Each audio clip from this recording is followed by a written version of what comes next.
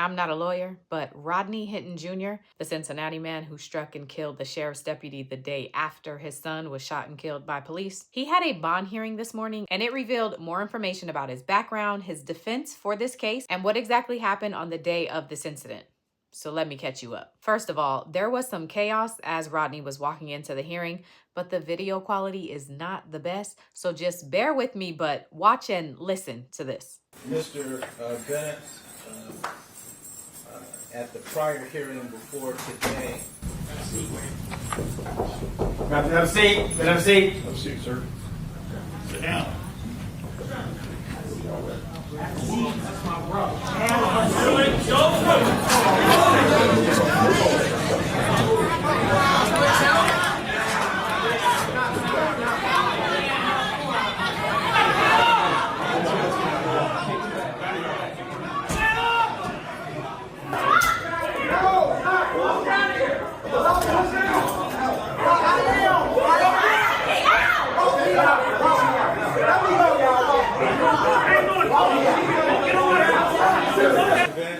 Was that the defendant's blood brother?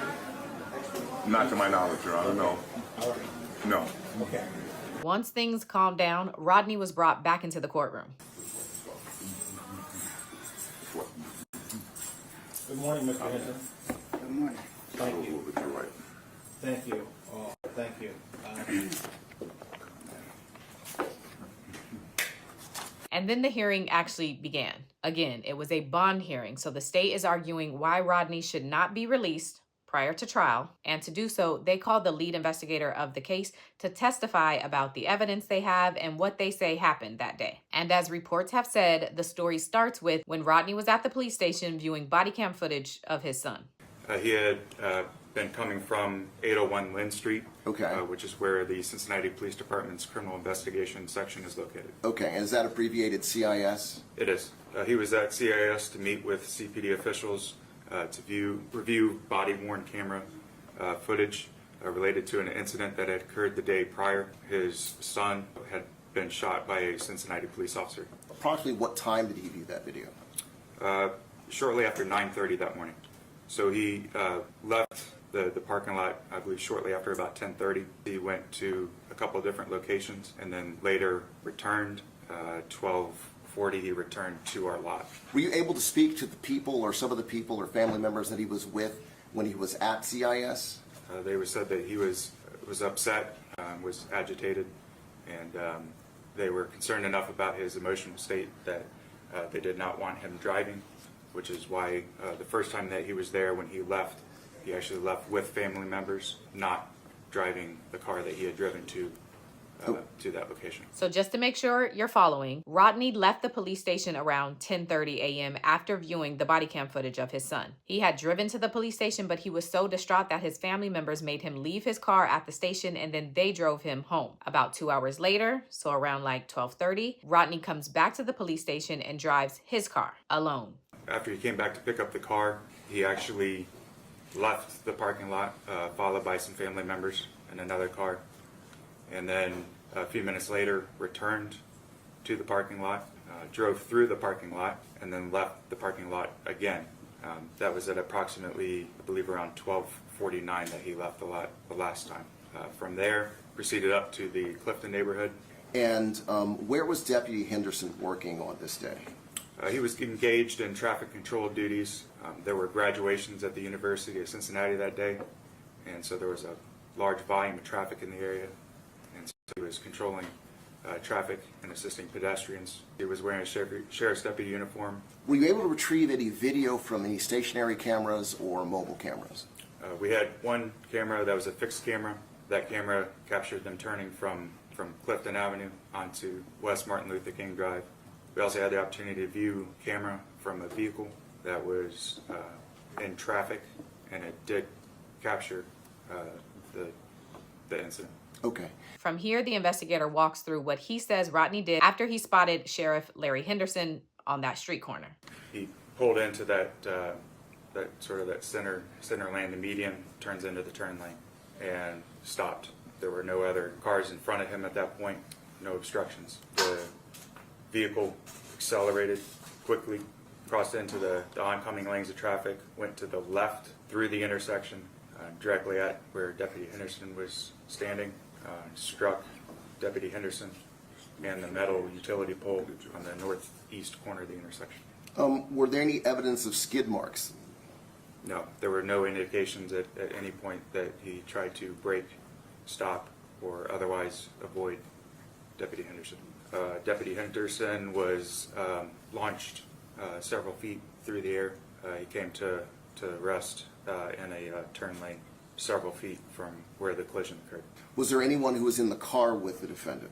No, he was the sole occupant of the Ford Focus. Okay, so is there any doubt that he was the driver and operator of that vehicle at that time? No, none at all. Rodney's attorney had the opportunity to do some cross-examination, but before he does, he offers prayers to Rodney's family and the deputy's family. To offer on behalf of the Hinton family and myself, prayers to the Hinton family, prayers to the family of Larry Henderson, the fallen deputy, and I thank the court for having a fair assembly in the courtroom today.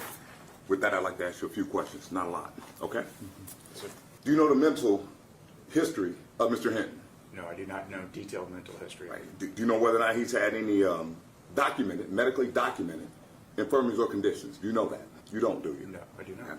You also don't know his state of mind at the time of the incident near Burnham Woods and Martin Luther King Jr. Drive. You don't know that either, do you?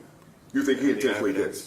And the evidence, yes. Yeah. Are you familiar with acts of someone that is not in their right mind when they commit a criminal act? Acts I of, object to well, that one. you object to that? Okay.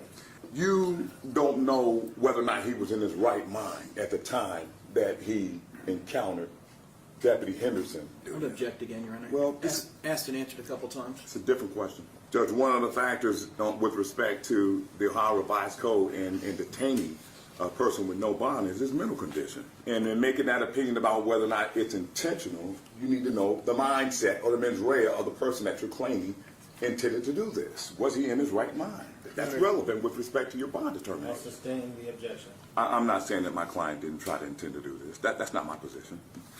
One more question. You don't know his mindset at the time of the act, do you? Like I stated previously, with the facts and circumstances surrounding it, him leaving our office, he was emotionally distraught, and they were concerned about him driving. No further questions, Judge. So it's very clear the defense here is insanity. They're not saying Rodney didn't commit this crime. They're saying he was mentally ill, which may also be why when the judge asked if Rodney wanted to say anything, his attorney very clearly said no. You do recognize that under the statute that the court must allow the defendant to make a statement at this hearing if he wishes. That is my understanding, and that's a right I don't wish to exercise on behalf of my client. I don't want him to speak. Is that right, Mr. Hinton? All right, thank you so much. In closing, the state says that Rodney should be denied bond because he continues to pose a risk to other law enforcement officers, the community, and himself. And they also go over his prior criminal history. So, Your Honor, in 2017, there was a domestic violence charge where the defendant pled guilty to disorderly conduct. In 2019, there was an assault conviction out of Hamilton County. And then I believe there was an assault conviction out of Middletown from 2023 and an aggravated menacing conviction out of Middletown from that same court. So that's his prior. Rodney's attorney, on the other hand, emphasizes the need for Rodney's safety and the need for some help with his mental health. What I would like to do, I want to make certain that this young man is treated as a mentally ill person and not as a cop killer. I don't think he was a cop killer. I think he was not in his right mind. And I think he should be treated like any other mentally ill person that commits a crime under the auspices, control, and authority of a mental defect in the condition. That's what we have in this case. Strong family ties. His family retained me. So his attorney is not court appointed. They paid for him. He lives with his significant other and his children. There is a giant mental health issue. And I would ask that whatever bond, whether it's a no bond or a monetary bond, I would ask that it be coupled with or inclusive of a requirement that he have mental health treatment. I was physically present with the defendant over the weekend. I think he has mental issues. I think the conduct in question is classic mental illness criminal conduct. It's always intentional, it's bold, and it's conspicuous. No intent to hide what they did because they think that what they're doing is right and they think that what they're doing is right because they're not in their right frame of mind. And then the judge makes his ruling. I cannot recall, either in experience or outside experience, a case that I've ever seen like this.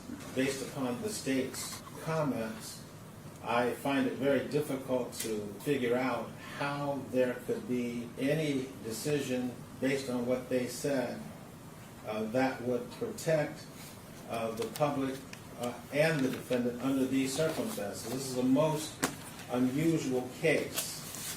I don't disagree with you, Judge, with respect to the no bond. Thank you so much. There will be an order of remand with no bond. Please assure the safety of the defendant and any mental health treatment that can be granted. No bond.